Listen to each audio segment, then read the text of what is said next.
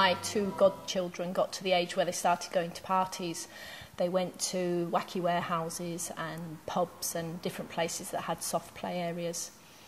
And it was then that I thought, well, why is there no church alternative to this, being that my friends were Christians and their children were Christians, and the families wanted somewhere, but there wasn't anything on offer.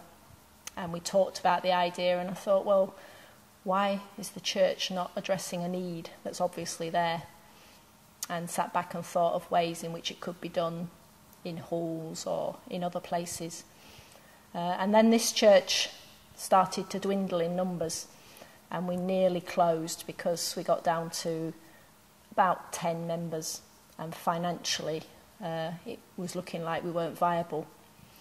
And on a church council meeting I stood up and said, well, what about trying to change the church into something for families? And gave them the idea of saying perhaps change it to a soft play area in a Christian theme. At that time I hadn't really thought around what, but that we could actually offer a Christian alternative for church people to bring their children to. And so really that was the start of a very small snowball that grew into a bigger and bigger vision. Well, the vision was given to Caroline, and from the word go, from my first hearing about it, I said immediately, that's answer to prayer. I've been praying for the guidance for this church for years now. It used to be a big church with what seemed a hugely successful Sunday school, and now we're down to a very, very small congregation. And I felt that this was a vision given to Caroline in answer to prayer. I think of all the things that I've ever done in the past and now, the amazement was to stand up in front of a group of older people who were in their 60s and 70s and bring an idea that was so outlandish in one sense and wacky in another. And for, at the end of saying, I'd like this place to be a children's playhouse, for the congregation that was in front of me to say, yeah, go for it, and we'll even raise the money to try and make it happen. To the throne of Godhead, to the Father's breast, filled it with the glory of that perfect rest.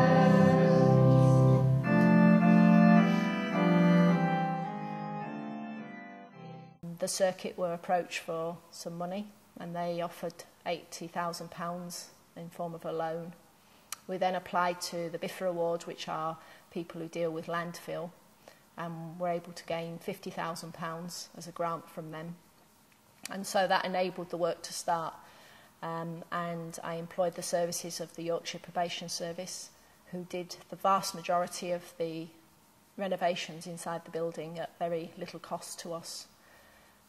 And from then on, things sort of started very quickly to change into really a dream come true.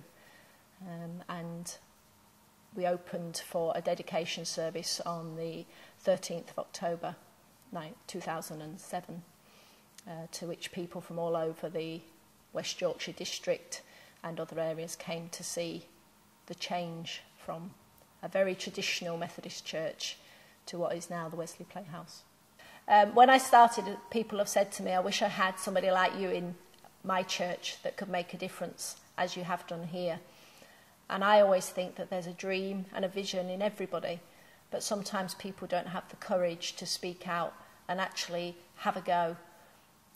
God's blessed here in an amazing way, but equally we've had hurdles and obstacles, people's struggling to understand what we're trying to do. I can think when we started the work, the ceiling fell in on the first May Day, and wondering what on earth we would do about fixing it.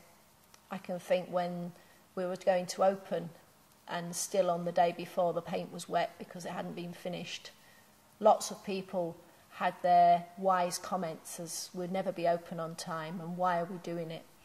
And often I felt guilty because of what I'd done to the original church, the fact that I'd orchestrated it being completely ripped apart.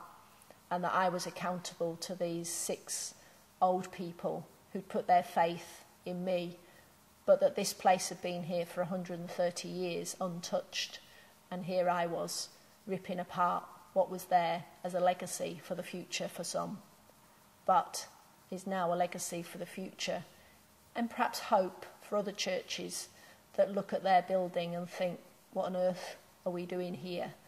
That actually they could do something completely different if they're willing to actually rip out structural things that really make not a lot of difference to people's lives other than memories and history. If we're to be people that move and change as the early church did, we need to get rid of our buildings and structures and things that are immovable and actually look to ways in which we can be more acceptable to today's society, where church is not a comfortable place to sit or be. One of the biggest visions we have for the future is that we can actually grow a church here from the people that come through the door.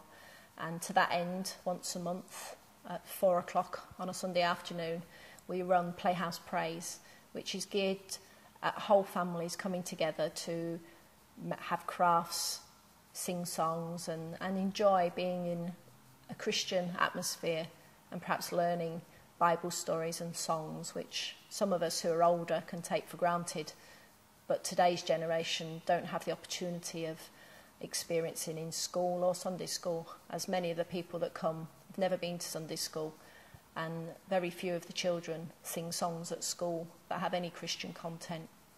And so once a month now we have between 20 and 30 people coming to actually experience what I believe is a new way of being church for the 21st century and beyond. Because if the numbers of our church are anything to go by, the church as we see it will be dead in 10 years if we don't try to reach families who are the future of Christianity here in this country and the church in general.